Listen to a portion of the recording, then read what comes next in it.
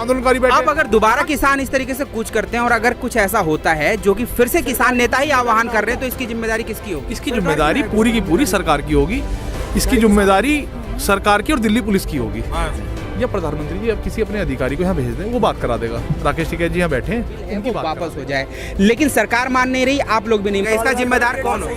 Government.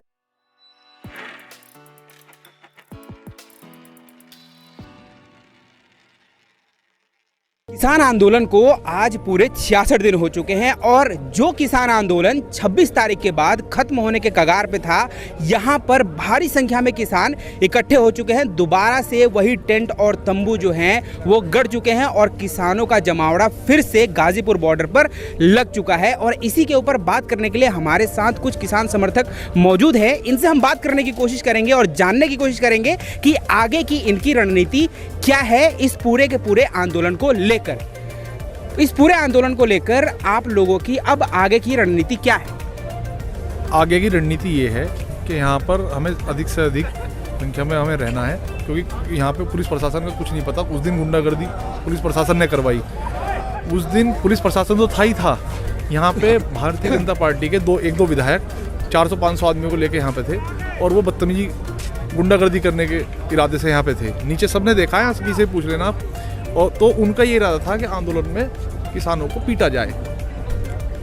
अब रणनीति ये है आगे की कि हमें जो है सरकार को झुकाना है। मोदी जी ने आज आह्वान किया है कि किसान जो हैं, हम किसानों से सिर्फ एक फ़ोन कॉल की दूरी पे है। अगर किसानों का मन बनता है वो अपना मन बनाएं और हमें फ़ोन करें, हम बातचीत करने के लिए तैयार हैं। लेकिन आप लोगों को कुछ कदम आगे बढ़ाने के उनसे बातचीत करना पड़ेगा। अब जब मोदी जी भी तैयार हैं और आप लोग भी तैयार हैं, इतनी सारी बातें हो चुकी हैं, तो ये पेच कहाँ पर फंस रहा है? पेच प्रधानमंत्री जी को जब पता है कि एक कॉल की दूरी पे हैं, प्रधानमंत्री जी को, हमारे पास तो प्रधानमंत्री जी का नंबर है नहीं या और किसी के पास भी नहीं है। प्रधानमंत्री जी या तो खुद कॉल कर लें जब उन्हें पता है एक कॉल की दूरी पे हैं, या प्रधानमंत्री जी अब किसी अपने अधिकारी को यहाँ भेज दें, वो बात करा देगा। राकेश टिकैत जी यहाँ बैठे हैं, उनकी बात करा देगा और जो भी बात होगी राकेश टिकैत जी का जो फैसला होगा सब मानेंगे। लेकिन प्रधानमंत्री जी इस चीज को केवल हवा देना चाहते हैं, उस पर राजनीति कर रहे हैं। प्रधानमंत्री जी निपटाना नहीं चाहते इसे। अब आप मुझे एक बात बताइए, सरकार कह रही है कि वो इस पूरे मसले को जो है वो खत्म करना चाहते हैं, वो इसको निपटाना चाहते हैं। आप लोग कह रहे हैं कि बिल तीनों के तीनों जो है वो कानून जो बिल है वो वापस हो जाए, लेकिन सरकार मान नहीं रही, आप लोग भी नहीं मान रहे। तो कोई ना कोई एक बीच का रास्ता तो निकालना पड़ेगा। क्या आप लोगों ने कोई बीच का रास्ता सोचा है? बीच का रास्ता इसमें है नहीं। अब देखो, बीच का रास्ता की कोई गुंजाइश इन्होंने छोड़ी नहीं। इन्होंने एक एक चीज़ उसमें जो पॉइंट है सारे वो इस तरह से हैं कि किसान गुलाम हो जाएगा। किसान अगले 5 साल में गुलाम हो जाएगा, ज़्यादा लंबे समय की जरूरत नहीं पड़ेगी किसान को। उसमें इन्होंने बिल में सबसे बड़ी बात जो क्वालिटी, किसान से आएगा, कॉन्टैक्ट करेगा, उसके बाद कहेगा कि इसकी क्वालिटी ख़राब है फसल की, बताओ किसान अपनी फसल कहाँ लेके जाएगा। दूसरी बात, प्रधानमंत्री जी कह रहे हैं इस बिल में कि प्रधानमंत्री जी ने जो है बॉर्डर खोल दिए हैं, किसान अपनी फसल कहीं बेचे। अब किसान को तमिलनाडु जाएगा, किसान अपनी फसल लेके, ट्रांसपोर्ट का कितना खर्चा आ जाएगा, किसान मुंबई जाएगा क्या लेके? किसान तो अपनी लोकल में ही बेचेगा। जो लोकल की आसपास की मंडियां होंगी वो तो पहले भी खुली हुई थी। आप लोगों का कहना है कि बिल वापस नहीं होगा तो ये आंदोलन खत्म नहीं होगा, और किसान कह रही है कि बिल वापस नहीं होगा, इसमें हम चेंजेस जरूर कर सकते हैं, उसके लिए सरकार राजी है। फिर भी क्या समस्या कहाँ पर आ रही है? तो क्या ये ना माना जाए कि ये किसानों की एक जिद है जिसके ऊपर वो अड़ गए हैं? किसानों को क्या राजनीति करनी जो जिद करके बैठेंगे? किसान को खेती करनी, किसान को तो खेती करनी है, किसान को राजनीति नहीं करनी जो जिद करके बैठेंगे। किसान को शौक है क्या अपने बीवी बच्चों को, परिवार को छोड़ के यहाँ पे बैठा है किसान? 60 दिन 62 दिन 66 दिन हो गए। लेकिन जिस तरीके से अभी आपने राजनीति की बात की, अभी पिछले कुछ दिनों में इस मंच पे, इस जगह पर काफ़ी राजनीतिक दलों के नेता भी आए, तो क्यों ना ये माना जाए कि ये जो पूरा का पूरा आंदोलन है एक तरीके से राजनीति, जो लोग हैं राजनीतिज्ञ जो हैं वो भी इसको इस्तेमाल कर रहे हैं। देखो, कोई भी यहाँ नेता आया, मंच से किसी को बोलने नहीं दिया गया। जो भी आया प्रेस कॉन्फ्रेंस करी, स्वागत सबका हुआ, आम आदमी की तरह कराया। यहाँ आया, प्रेस कॉन्फ्रेंस करी, प्रेस के लोगों ने जो बात पूछी अपनी संवेदना जता के चला गया। और कब आया? जब राकेश टिकैत जी भावुक हो गए तो सभी लोगों को लगा, देखो नेता भी इंसान है, बीजेपी के भी लोग आ जाए, किसमें क्या दिक्कत है? बीजेपी के भी लोग भी आ जाए, उसको कोई मना थोड़ी कर रहा है यहाँ। लेकिन अपने दल के झंडे अलग रख के, किसी दल का झंडा आपको दिखाओ तो आप कहोगे यहाँ, बिना सब जितने भी नेता यहाँ आए दल का झंडा अलग रखे, चाहे प्रधानमंत्री जी भी आ जाए, मोदी जी भी आ जाए, उनका भी स्वागत है। कोई दिक्कत नहीं है। एक मेरा आखिरी सवाल आपसे ये कि जिस तरीके से किसान मोर्चा को लेकर ये बात सामने आ रही है कि कुछ लोग जो हैं, एक महापंचायत हो रही है बागपत में, उसके बाद किसानों का एक बड़ा जत्था जो है दिल्ली की तरफ कूच करेगा।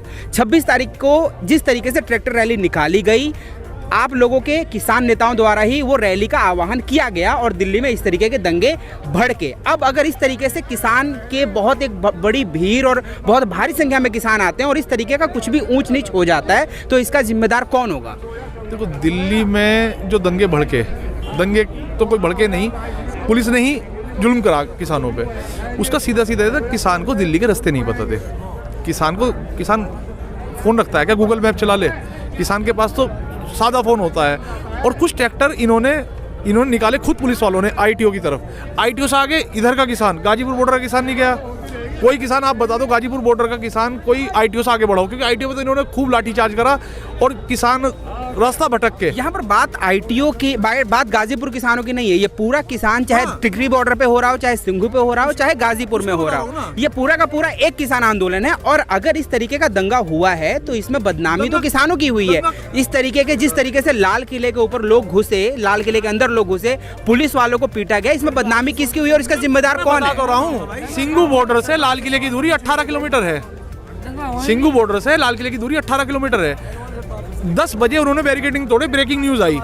3 पुलिस की गाड़ी उनको पायलट करके चल रही थी आगे, लखा के काफिले को और इसके दीप सिंधु के काफिले को।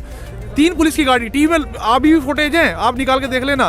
3 पुलिस की गाड़ियां उनको पायलट करके चल रही थी। तो वही क्यों पायलट करके चल रही थी? उन्होंने अतिरिक्त फोर्स क्यों नहीं बुलाया वहाँ पे? यहाँ तो अतिरिक्त फोर्स लगा दी उन्होंने 5000 6000 के कुचल देंगे, ये कर देंगे, बाबा का डंडा चलने वाला है, सुबह यहाँ से गाड़ियाँ गुजरेंगी जहाँ आंदोलनकारी बैठे। अब अगर दोबारा किसान इस तरीके से कूच करते हैं और अगर कुछ ऐसा होता है जो कि फिर से किसान नेता ही आह्वान कर रहे हैं, तो इसकी जिम्मेदारी किसकी होगी? इसकी जिम्मेदारी पूरी की पूरी सरकार की होगी।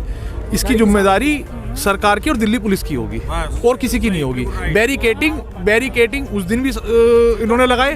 किसान अपने रूट पे था। जो रूट किसान को मिला था उस रूट पे बैरिकेटिंग लगा दिए गए, और जो दिल्ली की तरफ जाने वाला रूट था उसको एक हल्का सा बैरिकेटिंग लगा के और खुद इन्होंने हटा लिए और खुद रास्ते किसानों को बताया कि जाओ दिल्ली। और दिल्ली जाके इन्होंने जान के दीप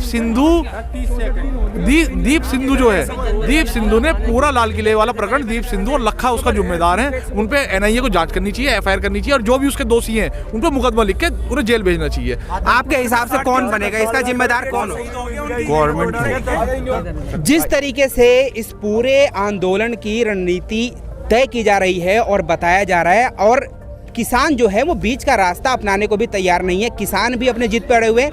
हालांकि सरकार ये बात मानने को भी तैयार है कि हम किसानों से बातचीत करने के लिए तैयार है, लेकिन किसानों का सिर्फ और सिर्फ एक ही कहना है कि बिल वापसी के अलावा कोई दूसरा विकल्प नहीं है। ऐसे में ये समय बताएगा कि ये आंदोलन और किस तरीके का रुख लेगा।